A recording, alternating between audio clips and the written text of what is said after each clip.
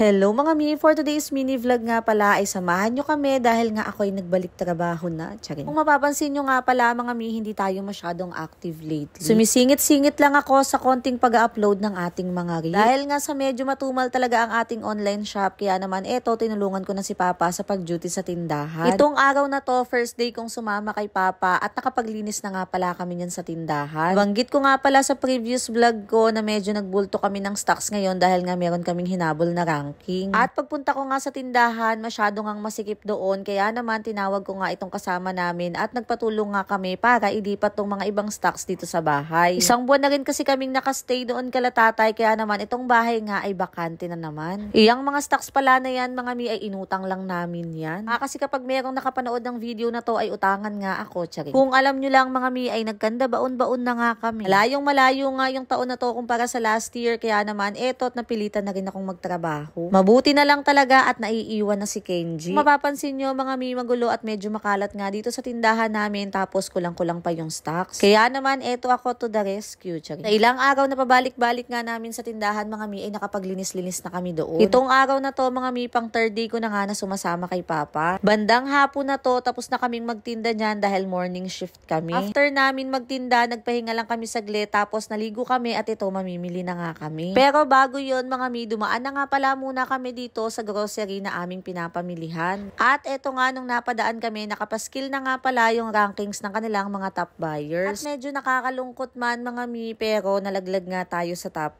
Dapat na sunod-sunod na taon kasi ay top 1 buyer nga to si Papa. Pero okay lang yon, ganun talaga ang buhay. Charing. Pagkatapos nga pala doon, dumiretso na kami dito sa isang grocery kung saan kami mamimili. Dito nga pala namin binibili yung mga wala doon sa unang grocery na aming kinukuhaan. Kagaya na nga lang nitong mga gatas. Minsan kasi out of stock doon, kaya naman dito nga kami bumili. Minsan lang kami mamili dito, kaya naman iyan kapag bumibili si Papa ay dinadamihan niya na nga. Alam nyo ba mga mi, yung item ko talaga noon sa tindahan ay itong mga non-food. Dati kasi talaga ay magkasama kami ni Papa lagi sa duty. At lagi rin kaming magkasama kapag namimili. At ako nga yung bahala lagi dito sa mga non-food, tapos siya naman bahala sa mga food. Grabe mga mi, sa tagal kong hindi namimili ay nagugulat nga ako dahil nga sa taas ng presyo ng mga bilihin ngayon. Wala kasi nung nabuntis ako kay Kenji ay hindi na nga ako nakatulong kay Papa sa tindahan. At wala na rin akong halos idea sa mga presyo ng bilihin dahil lagi lang akong nasa bahay. Nakapagod tong ginawa namin ng Papa, pero grabe yung enjoy ko dahil nga sobrang na-miss ko to. Una, sabi nga namin ng Papa, konti lang ang aming bibilhin, pero ito nga nauwi nga sa ganito kadami. At marami pa nga siyang naidagdag dyan, humabot nga yan halos ng mahigit 13 carts. Kalain nyo yun mga mino, nakakatuwa kasi dati talaga inuutusan ako ni tatay para mangutang sa tindahan. Pero ito nga at kami na nga yung namimili ng ganito kadami ngayon. Singit ko nga pala mga mi, habang ito nagpapapunch ako, alam nyo ba mga mi, ang dami pang ang piklat-piklat niyan sa braso ko. Pero hindi ko na nga yun iniinda at hindi ko na nga masyadong iniisip dahil nga nai-stress lang ako. Isa nga rin yun sa reason kung bakit bumalik ako sa tindahan, para nga nalilibang-libang naman ako. Bukod doon, ang sarap nga ng napapawisan at nakakapag-exercise nga din. Nung mga time nga pala na yan, meron pang mga kinuha si Papa, tapos pagbalik niya, umalis ako para nga kumuha nitong gusto ng ate Yesha. Favorite niya kasi tong mga to at dahil nga nag-alaga siya kay Kenji ngayong araw, eto nga reward niya na to ngayon. Pagbalik ko nga pala, medyo marami pa tong pinapapunch ng Papa. Grabe, inabot din kami ng mga ilang oras dito. At nung bigla ngang mawala yung Papa pagbalik, tignan nyo naman, meron na naman ngang dalang dinosaur. Mura lang naman daw yun at para nga daw matuwa yung batang makulit namin. Tapos na nga pala kami magpapunch mga mi at eto nga at inabot din siya ng 16 boxes. At hindi ko na nga alam kung ilang tali ba yan. Edit card lang pala yung ginamit namin dito. At dahil lagpas na nga akinsi nito, kaya naman January na namin ito mababayaran. Alam nyo mga mi, malaking bagay talaga yung credit card basta maging responsible payer lang kayo. Tapos sayang din yung mga points na na-earn namin, halos umaabot din yun ng malaki per year. At ginagamit nga lang namin yun tuwing magpapasko o kaya tuwing kailangan